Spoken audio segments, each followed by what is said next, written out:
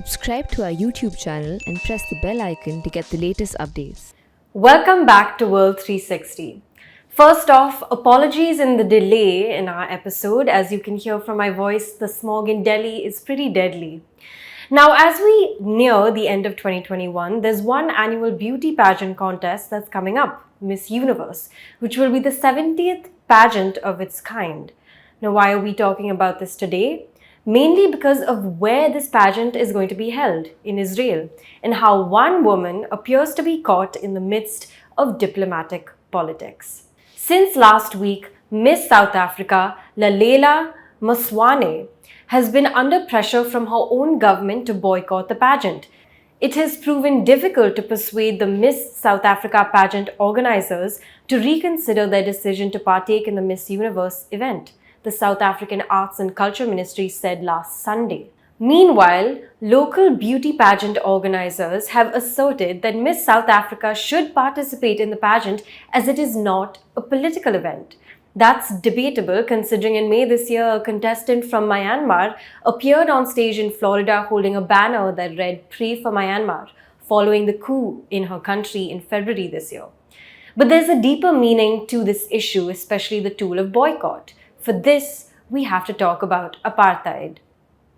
Apartheid was a system in South Africa from 1948 until the 1990s and separated people based on their race and skin color. This was legitimized by law and enforced by an all-white government that ruled South Africa at the time. Under this system, white and black people lived and worked apart from each other.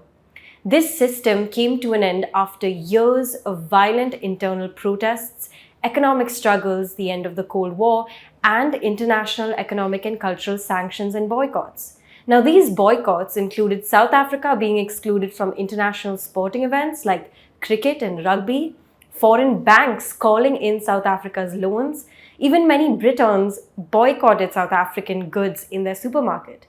So the anti-apartheid campaign successfully gained global reach, and boycotts were the key. On 11th February 1990, Nelson Mandela, who was imprisoned for 27 years for his fight against apartheid, was released by the all-white South African government and later negotiated an end to the racist policy.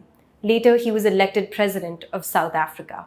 So what does this all have to do with Israel?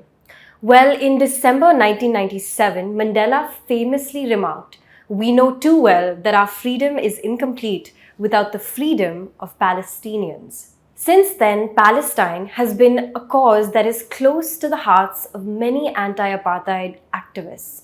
And some see the boycott campaign in the anti-apartheid campaign as a guide to break down what some call Israel's own brand of apartheid. There are some South Africans, however, who aren't comfortable with apartheid being used to describe what Israel is doing to Palestinians.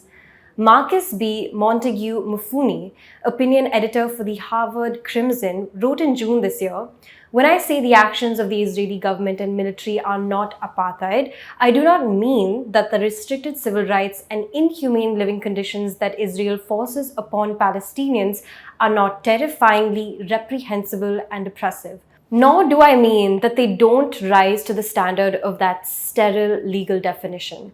I believe there is a strong case for that. I simply mean to say that apartheid, to the people that it has directly affected, referring something quite distinct, and I would like to give those events their own sanctified space in our language." Meanwhile, you have anti-apartheid activists like Ziad Motala, who insist that there are lessons to be learned from apartheid when it comes to Israel. Motala once wrote for TRT World, "On multiple levels, the Israeli example shares the same characteristics of internal colonialism as South Africa, the systematic dehumanization of the indigenous people for the benefit of an economically advanced settler population. Israel engages in widespread Palestinian land dispossession, exploitation of resources including water and other resources from the occupied territories to advantage Jewish settlers, disparate infrastructure, denationalization, and stripping Palestinians of citizenship and other widespread human rights abuses." We all know that the Israel-Palestine conflict has been raging for years, but it was in May this year that we saw it renewed, with Israel bombarding Gaza with airstrikes and the Palestinian militant Islamist group Hamas returning fire. Let's not forget that Israel elected a new prime minister in June this year, who is believed to be more right-wing than his predecessor, Benjamin Netanyahu, and has vowed to block Palestinian statehood. It appears that Miss South Africa will go ahead to participate in the pageant in Israel, but her government will not be supporting the pageant organizers in any way. The atrocities committed by Israel against Palestinians are well documented, and government, as the legitimate representative of the people of South Africa, cannot in good conscience associate itself with such, said the Art and Culture Ministry in its statement Sunday, while requesting Miss South Africa to back out.